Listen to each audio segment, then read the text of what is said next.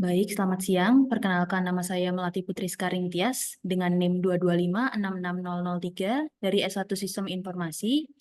Akan mempresentasikan hasil penelitian untuk skripsi saya yang berjudul Pengembangan Sistem Informasi Manajemen Penjaminan Kualitas Perangkat Lunak Berbasis Web, Studi Kasus pada Badan Pengawasan Keuangan dan Pembangunan.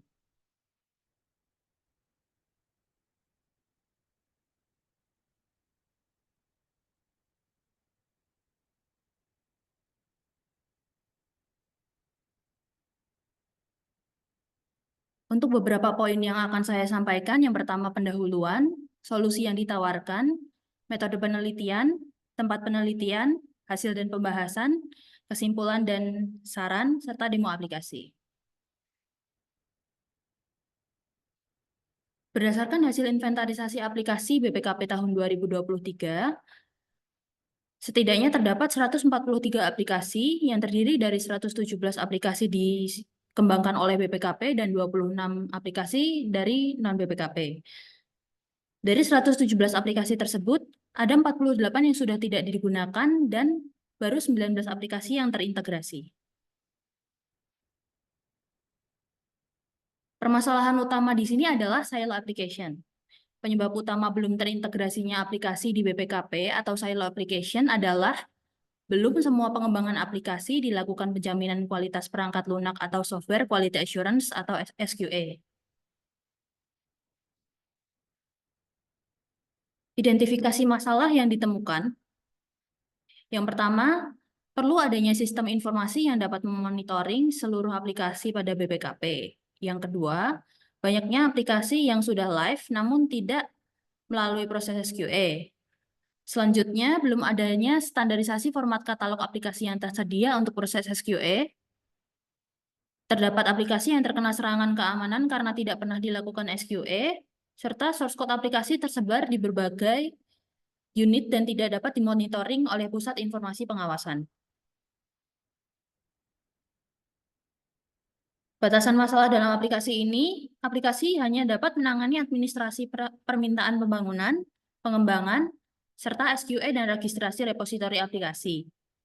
Aplikasi hanya dapat diakses melalui jaringan internal BPKP, serta proses ekspos, pembuatan surat, registrasi repositori, dan SQA dilakukan di luar sistem.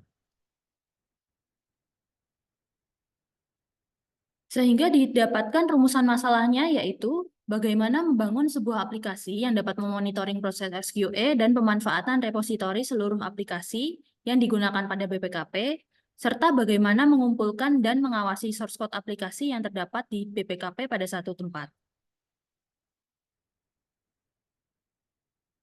Tujuan penelitian yaitu membangun rancangan aplikasi yang digunakan untuk mengakomodir permintaan pembuatan, pengembangan, SQA, registrasi repositori, aplikasi pada internal BPKP, dan meningkatkan jumlah pengembangan aplikasi yang mengikuti prosedur QA, serta memaksimalkan pemanfaatan media recall dalam pengembangan aplikasi di BPKP. Sehingga solusi yang ditawarkan yaitu sistem informasi manajemen penjaminan kualitas perangkat lunak.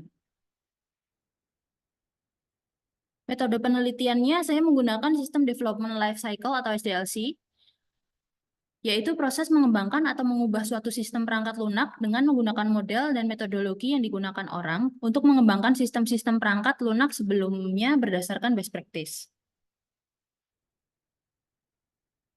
Untuk literatur review, di sini saya ambil dua.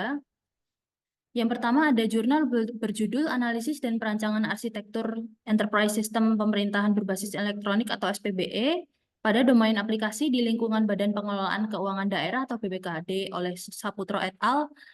Pada tahun 2023.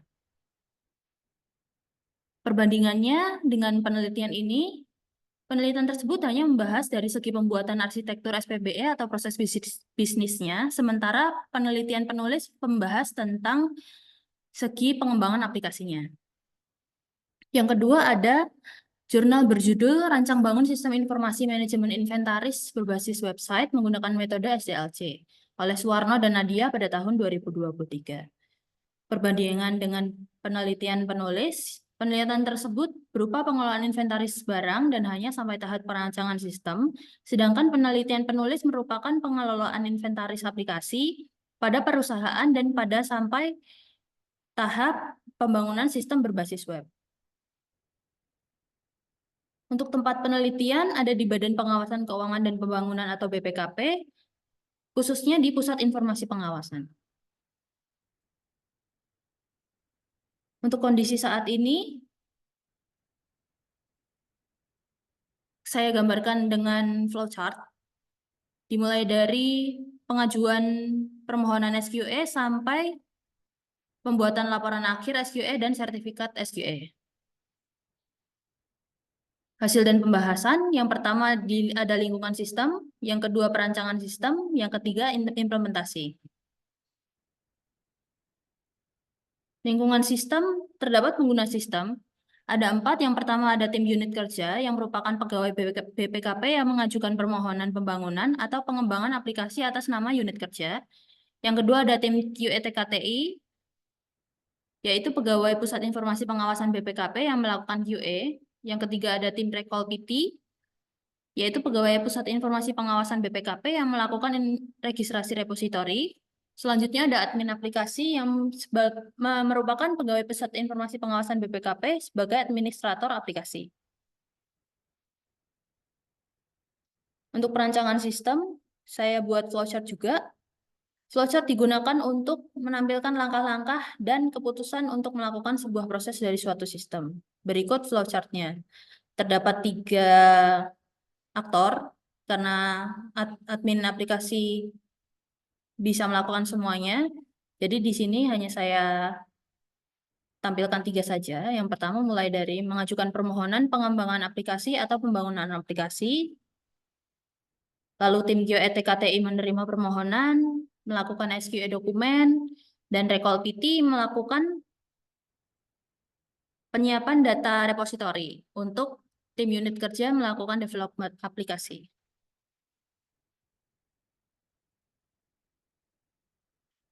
Selanjutnya ada activity diagram.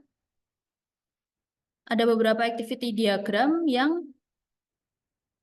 saya tampilkan di laporan. Yang pertama ada activity diagram pengguna masuk aplikasi, activity diagram tim unit kerja mengajukan permohonan baru, activity diagram tim QE-TKTI melakukan SQE, activity diagram tim Recall PT membuat dan menyelesaikan registrasi repositori, serta activity diagram tim unit kerja mengunggah dan mengajukan verifikasi dokumentasi.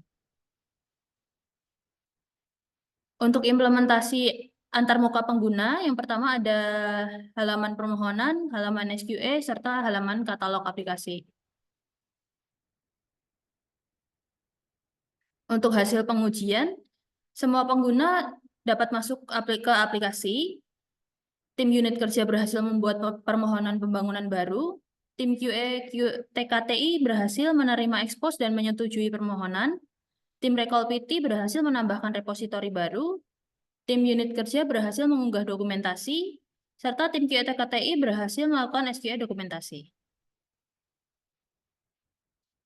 Kesimpulan yang didapat, yang pertama terbangunnya rancangan aplikasi yang digunakan untuk memastikan bahwa pengembangan aplikasi di BPKP sesuai dengan prosedur yang telah ditetapkan. Terkumpulnya source code aplikasi pada Recall BPKP dan dapat dimonitor oleh Pusinfowas melalui aplikasi ini.